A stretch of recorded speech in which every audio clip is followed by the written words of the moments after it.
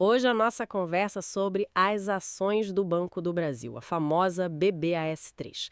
É um ativo que muita gente tem na carteira, às vezes até sem perceber, sabe? Lá nos fundos de previdência. Exatamente, é bem comum mesmo. E o que está chamando a atenção agora é essa queda bem forte, né? No dia 1º de agosto de 2025, é uma baixa de 32% desde maio de 2025. Isso jogou o valuation do banco, ou seja, o valor de mercado dele, para um dos menores níveis recentes, 153 bilhões de reais. Um valor bem baixo comparado ao histórico. Pois é, esse preço lembra níveis lá de 2015, mais ou menos. Nossa, faz tempo. Então, o nosso papo hoje é para isso, tentar entender o porquê dessa queda, olhar os números e discutir se isso pode ser uma oportunidade, né? Com base no que a gente levantou. Bora lá entender esse cenário. E antes da gente começar, rapidinho, se gostar da análise, não esquece de deixar aquele like no vídeo e se inscrever aqui no canal, tá? Ajuda bastante a gente. Bom, vamos aos fatores que levaram a essa queda. Primeiro, o resultado trimestral. Ele pesou bastante. Foi ruim, né? O lucro líquido ajustado no primeiro trimestre de 2025 foi de 7,374 bilhões. Isso é uma queda de 20,7% se a gente comparar com o mesmo período de 2024. 20%? É uma queda considerável. É um recuo forte, sim. Não dá para dizer que é catastrófico, mas é forte. E imagino que isso tenha afetado a rentabilidade direto, certo? Exato. O ROE ajustado, que é o retorno sobre patrimônio líquido, caiu para 16,7%. E, além disso, teve uma mudança contábil importante. A resolução 4966? Essa mesma, do Conselho Monetário Nacional. Ela mudou a forma como os bancos registram alguns instrumentos financeiros. Na prática, para o Banco do Brasil, isso reduziu a receita líquida de juros em mais ou menos R$ 1 bilhão. Nossa, 1 bilhão a menos na receita. E isso, claro, adiciona incerteza, né? O mercado não gosta muito dessas mudanças no meio do caminho. Entendi. E teve mais coisa, né? Ouvi falar do agro. Sim, outro ponto foi a inadimplência no agronegócio. A taxa subiu para 3,04%. 3% parece pouco, mas para banco... Exato. Para banco não é pouco. Isso pressiona o banco a fazer mais provisões, que é guardar dinheiro para cobrir possíveis calotes, e afeta a qualidade geral dos ativos.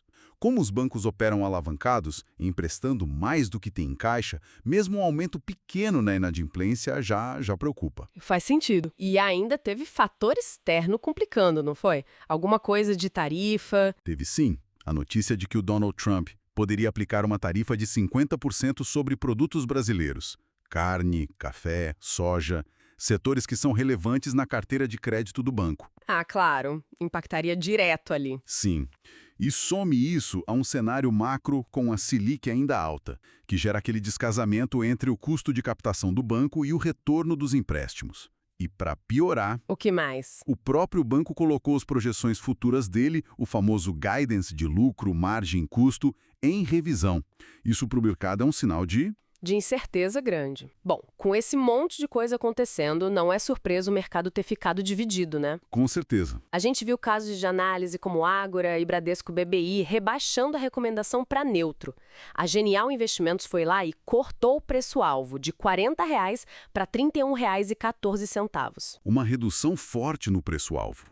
E nos múltiplos que eles consideram atrativos agora. E teve outra casa também que manteve compra, mesmo admitindo que o ROI talvez não se sustente tão alto assim para frente. Ou seja, não tem consenso nenhum. O mercado está bem dividido mesmo. E falando em valuation, os indicadores chamam a atenção. O PVP, preço sobre valor patrimonial, está em 0,63. 0,63. O que isso quer dizer na prática? Basicamente é como se o mercado estivesse pagando só 0,63 para cada R$ 1 que o banco tem em patrimônio líquido. Uma das fontes que a gente viu até usa a expressão de graça para PVP abaixo de 1. Nossa, de graça é forte, mas é uma métrica aí interessante. E os dividendos continuam atrativos? Olha, o dividend yield, olhando o que foi pago no último ano, está em 11,94%. É um percentual bem alto, né? Quase 12%. Muito bom. Sim. E teve uma análise que usou a fórmula do Benjamin Graham e chegou a sugerir um preço justo perto de R$ 52, bem acima do atual. R$ 52? E comparando com os outros grandes bancos privados, O Banco do Brasil aparece mais descontado em preço-lucro e no dividend yield do que Itaú e Bradesco. O Itaú, claro, geralmente tem ROI e margens melhores. Interessante essa comparação.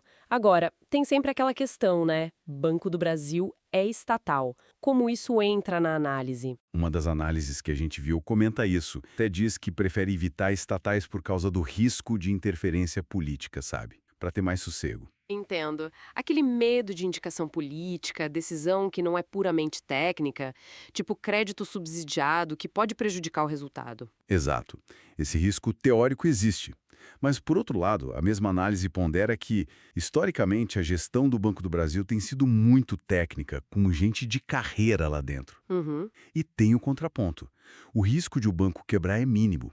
Por ser estatal, o governo provavelmente socorreria numa crise extrema. Tem essa segurança também.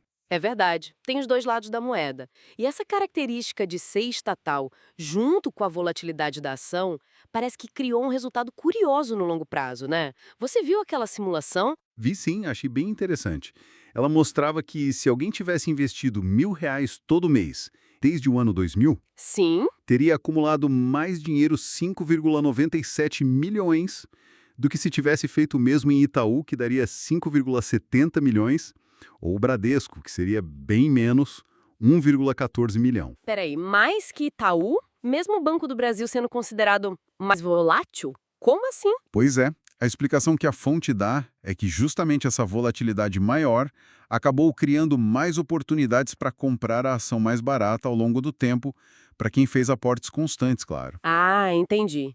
As quedas fortes viraram janelas de compras para quem foi aportando sempre. Exatamente. Aquela estratégia do preço médio sendo beneficiada pela volatilidade no caso de quem aporta regularmente. Muito interessante isso. Bom, então para a gente recapitular, temos PVP de 0,63, bem baixo, e um dividend yield perto de 12%. Isso. A queda forte veio por causa de resultado mais fraco, mudança contábil, piora no agro, fatores externos e incerteza geral, incluindo o banco revisando as próprias projeções. Perfeito.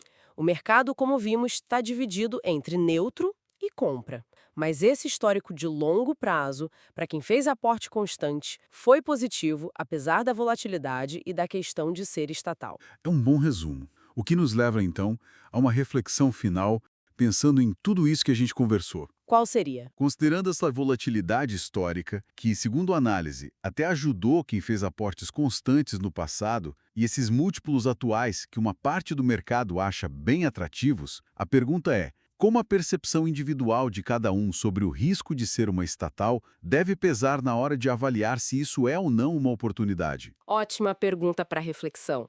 E a gente quer saber o que o pessoal pensa. Deixa um comentário aqui embaixo contando para a gente como você vê essa relação. Volatilidade, risco estatal e a oportunidade de investir agora no Banco do Brasil.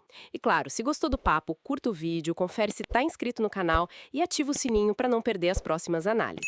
Isso aí, participem. Lembrando sempre, esse vídeo não é uma recomendação de investimentos. Um abraço e até a próxima. Até a próxima.